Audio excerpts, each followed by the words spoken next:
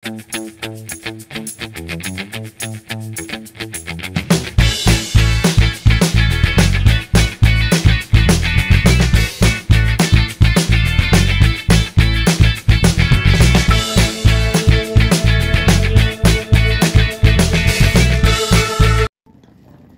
guys! Magandang araw! Ngayon ay pupunta naman tayo sa isa sa pinakasikat na dive site and beaches sa buong mundo.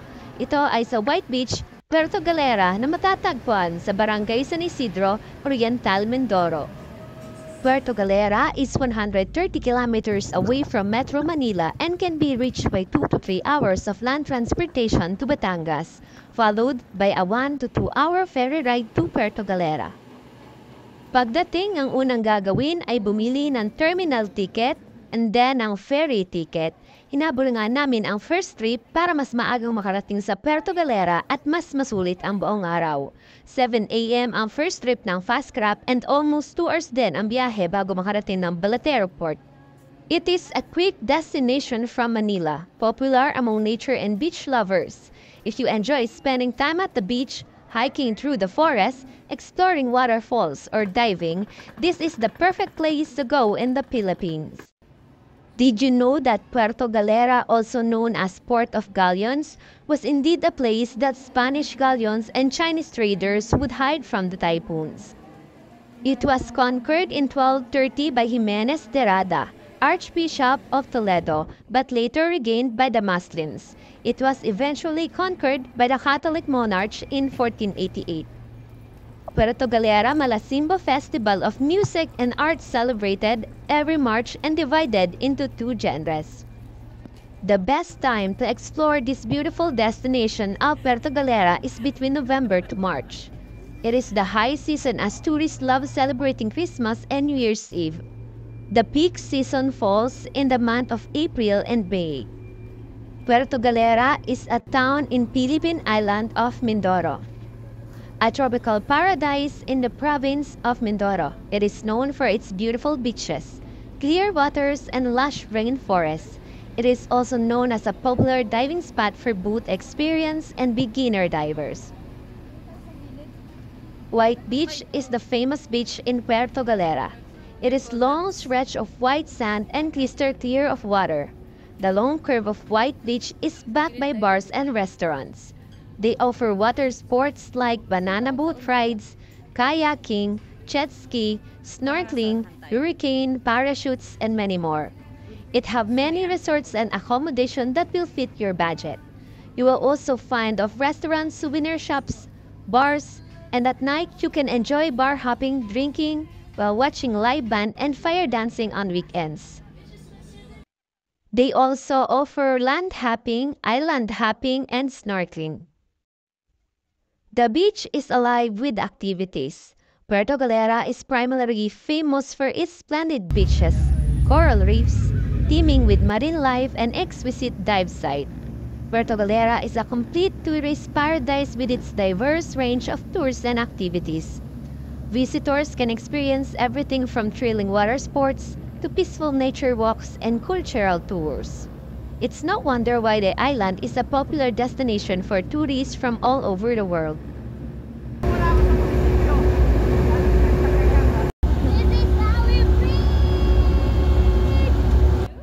And yes, it is said that Puerto Galera was discovered by the Spaniards in the early 16th century.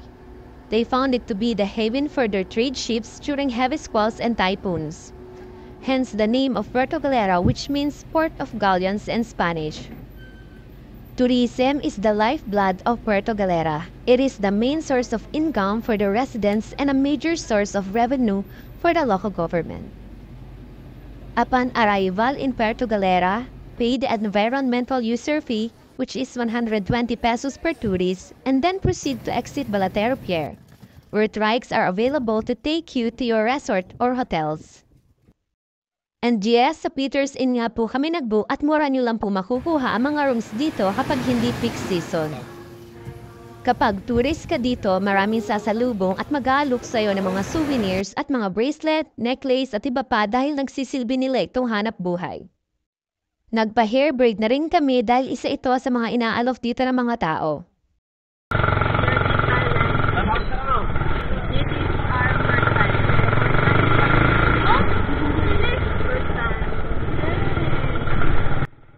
Dahil nakumbinsi kami na magandang mag-snorkeling dahil maganda ang panahon ay grinab na namin ito since first time namin ito pareho at mura ang inaalok nilang presyo kapag hindi peak season. Bago kami umalis ay nag-picture taking din muna kami sa Sandcastle for only 30 pesos each. Unlimited na po yun. Bumili rin kami ng bracelet, anklet, shades at damit dahil maraming hospitable and approachable na mga tindera dito. Hinatid kami ng tricycle driver papunta sa mga bangka na makakasama namin sa adventure. 3 to 4 hours ay ma-enjoy na namin at ma-explore ang underwater world. Look. Hi. Excited? Excited?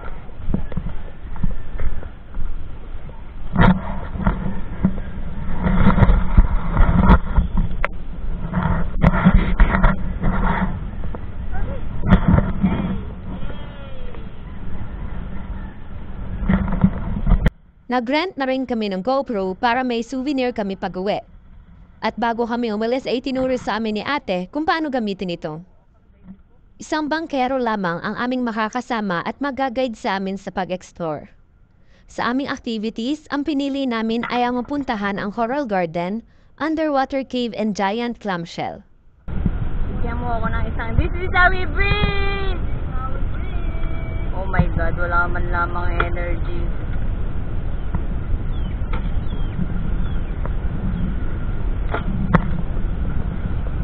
Give me one more time! This is how we breathe! Yeah. Hindi ko nga mapigilan ang pagka-excite at konting kaba dahil may takot ako sa tubig dahil hindi ako marunong lumangoy. First time ko to kaya naman malaking bagay sa akin ang may GoPro na dala para makapture ko ang moment na to. Mamaya pa naman yung pagbaba mo. Okay, go. Okay. Pwede kayo tabi ka? Apo.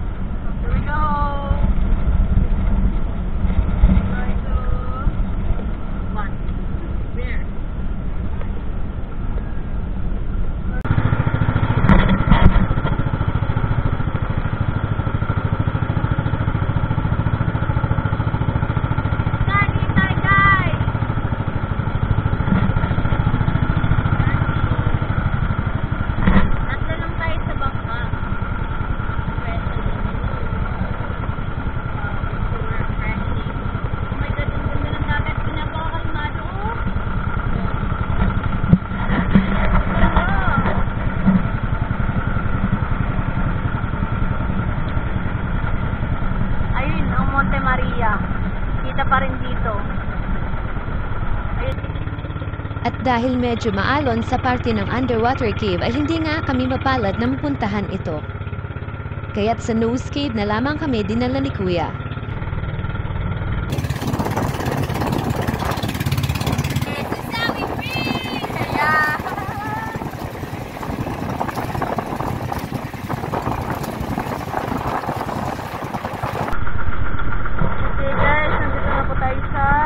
Nose cave. Ayan, puro mo.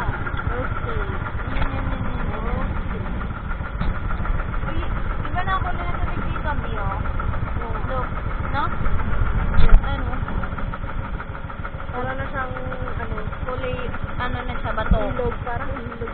Kulay bato siya, kasi may green-green lang kasi.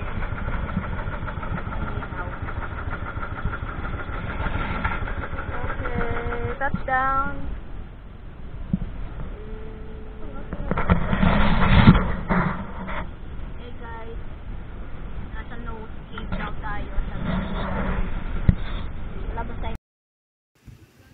Dito ay nadat na namin ang ilan pang mga tourist na nagtatry tumikim ng sea urchin. Hindi ko pa nga ito natatry kahit sinubukan namin. Nabibili siya sa halagang 3 for 100. Subok mo na. Pwede ma'am, kulang pa po kami dito. Nagawa ng How is it? Ito tayo dito, fishball, kwek-kwek, What? Ano? ate, ano, Kakain ng sea urchin baby ko. Go, babe. Si Urchin.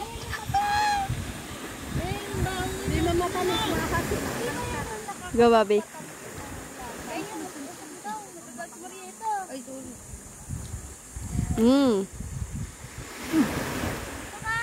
Sarap. Yes. More. Wow. It's okay. Ay, na yung wallet. Pero, Bigyan mo kasi yung ano mo. dahil gutom ko. Wala pa tayong kain. Kaya na-appreciate mo yung lasa. Ayoko na, yun yung isa. Mama, isa pa. Bananak yung ano. 30 pesos. Ito. Kung ginawang balot. Sarap. 150 ang kanto. Ano ma'am, isa pa ano pa? Nakaantabay din sa paligid ang mga local tour guides na willing kang kuhanan ng pictures. Nakakaita ng butas.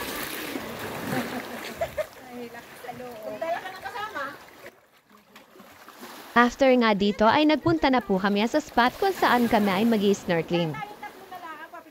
Hi. Okay, go. Let's go!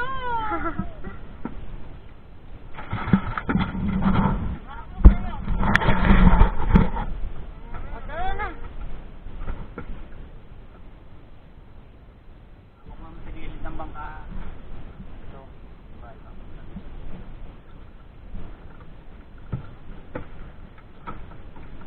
Dito. Hawak mo sa tubig.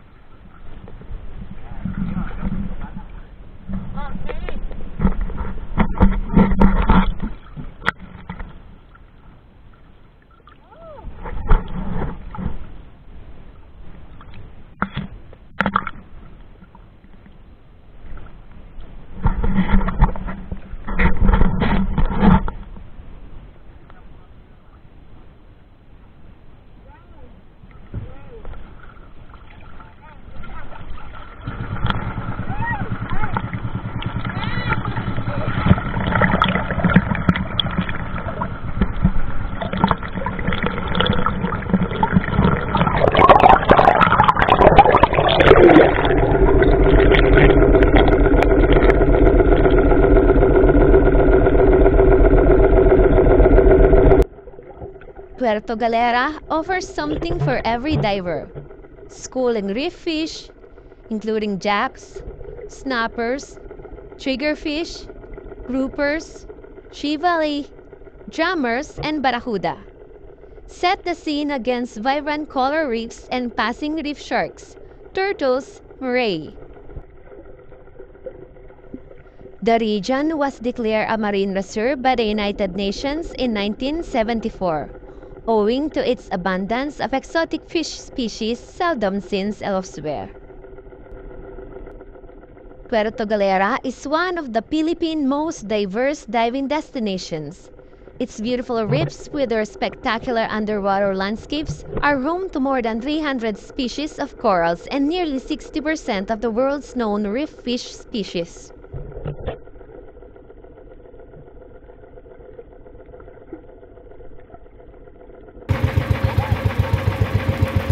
Sige ma'am, tingin lang kayo para makita nyo yung ilalim. Tourism is the lifeblood of Puerto Galera. It is the main source of income for the residents and a major source of revenue for the local government. Ito yung picture? May video pala yan. Pwede lang po muna. Ayusin ko rin yung akin. Pinatay mo? Oo, kasi nag-ano ulit siya. Noy. May pupuntahan pa tayong maganda. Michelle. Ayusin ko.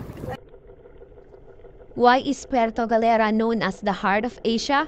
From its exciting water sports activities to its best beach parties, Puerto Galera is known as the heart of Asia.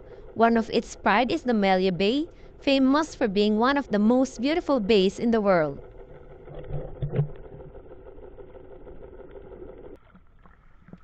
No wonder why, once sailors arrive on the island, they never wanted to leave without a promise to come back.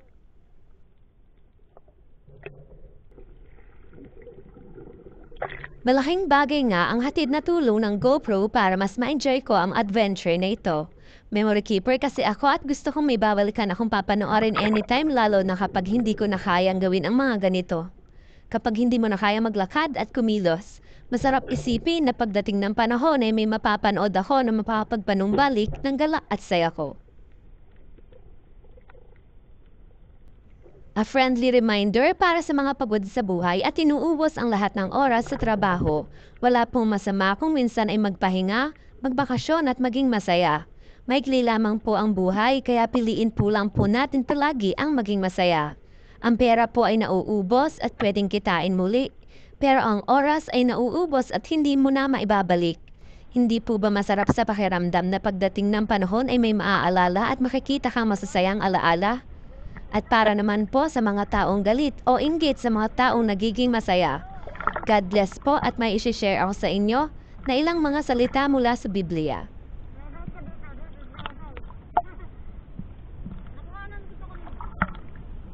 Roma chapter 12 verse 14, 17, 19, and 21. Pagpalain nyo ang mga sa inyo'y nagsisiusig.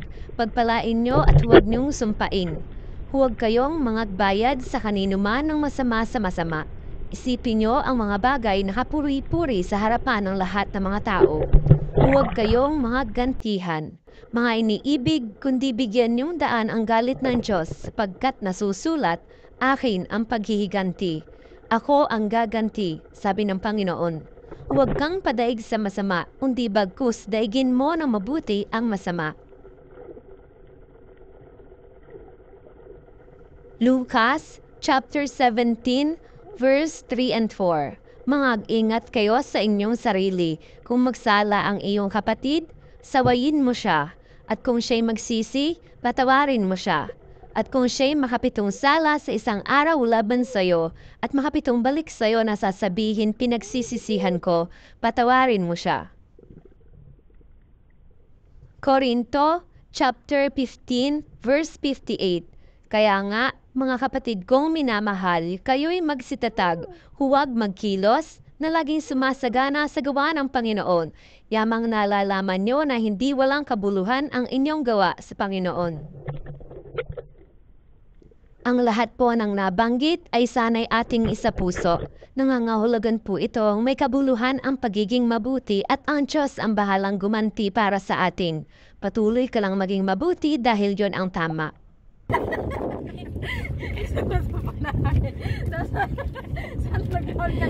Kuya, dapat tayo namanan na din tayo.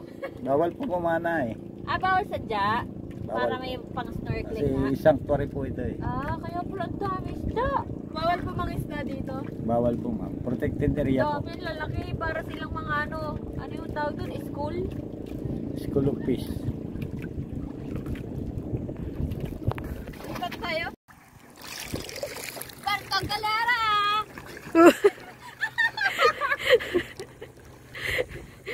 Kaya hindi mo ako tutulungan.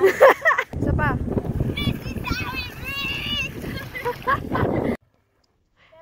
Pagtapos ka namin mag-snorkeling ay nag-aya kaming umuwi at idinaan naman kami ni Kuya sa islang ito.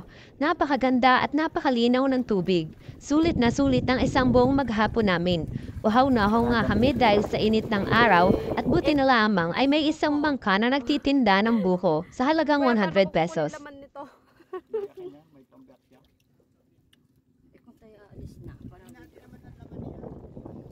Sana po ay may natutunan kayo sa aking travel and adventure. Nagpapasalamat po ako sa mga taong sumusuporta sa aking munting channel.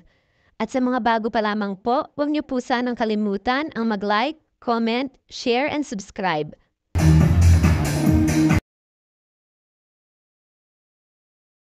Cheers!